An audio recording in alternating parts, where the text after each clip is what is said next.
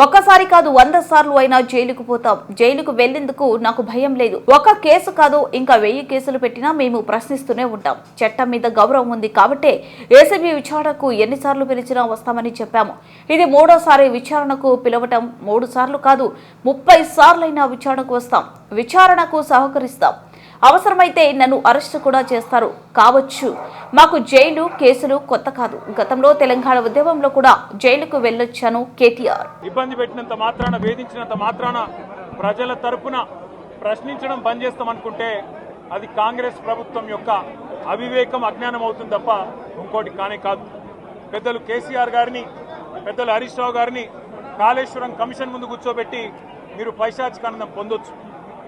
ఇవాళ ఏసీబీ ముందుకి విచారణకు పిలిపించి కొంత మానసికంగా రాక్షసానందం పొందుతూ ఉండవచ్చు.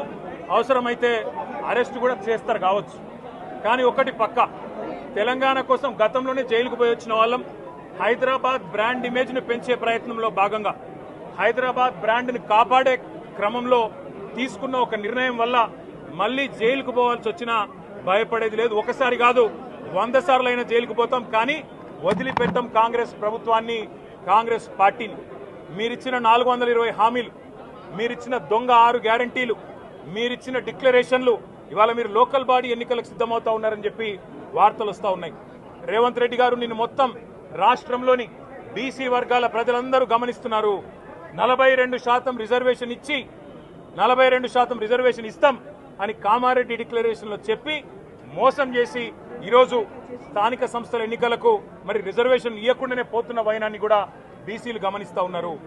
రైతు బంధు పేరిట ఎలక్షన్ బంధుగా మార్చి ఎలక్షన్లు వచ్చినప్పుడు మాత్రమే రైతు బంధు వేస్తున్న విషయాన్ని రైతులు గమనిస్తున్నారు. నెలకు 2500 ఎగ్గొట్టిన విషయాన్ని ఈ రాష్ట్రంలోని మహిళలు గమనిస్తూ ఉన్నారు. 2 లక్షల ఉద్యోగాలని చెప్పి నువ్వు చేసిన మోసాన్ని ఈరోజు రాష్ట్రంలోని యువత గమనించింది. కాబట్టే నీ దగ్గర చెప్పుకోవడానికి సమాధానం లేదు, చెప్పుకునేందుకు ఏమీ లేదు. కాబట్టి ఏం చేయాలి? నువ్వు ఏదో ఒక డైవర్షన్ మీద, ఏదో ఒక రకంగా ఒక కమిషన్ అని, ఎంక్వైరీ అని, ఏదో జరిగిందని, ఇదిగో పులి అంటే అదిగో తోక అని, నువ్వేమో దున్నపోతు తినిందనగానే నీకు తయారుగా నీ జోడీదారు బీజేపీ రెడీగా ఉన్నాడు. నువ్వు దున్నపోతు తినిందనగానే వాడు దుడ్డని కట్టేయని వాడికి వస్తాడు. మీ ఇద్దరి దొంగ భాగోతం, మీ ఇద్దరి దొంగ నాటకాలు తెలంగాణ ప్రజలకు అర్థమైనాయి. మేము మాత్రం వాళ్ళ పెడితే గిడితే ఒక వ్యక్తినో 2 వ్యక్తులను జైల్లో పెడతాం. కానీ లక్షలాది మంది కేసీఆర్ సైనికులను టచ్ చేసే ధైర్యం నీకు లేదు. తెలంగాణ ప్రజలకు రక్షణ కవచంలాగా ఆనాడు ఉన్నది టీఆర్ఎస్ఏ, ఈ రోజు ఉండేది బీఆర్ఎస్ఏ.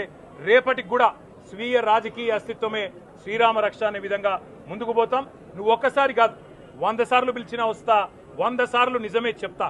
నువ్వు లై డిటెక్టర్ పరీక్షకు నీకు దమ్ముంటే నువ్వు మగాడివైతే రా.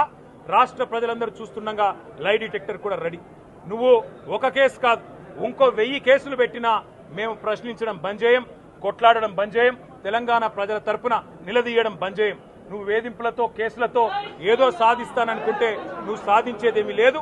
అన్నిటికీ తెగించే కొట్లాటకు ముందుకొచ్చినాం. తప్పకుండా అన్ని ఎదుర్కొంటామని చెప్పి మీ అందరికి తెలియజేస్తాం.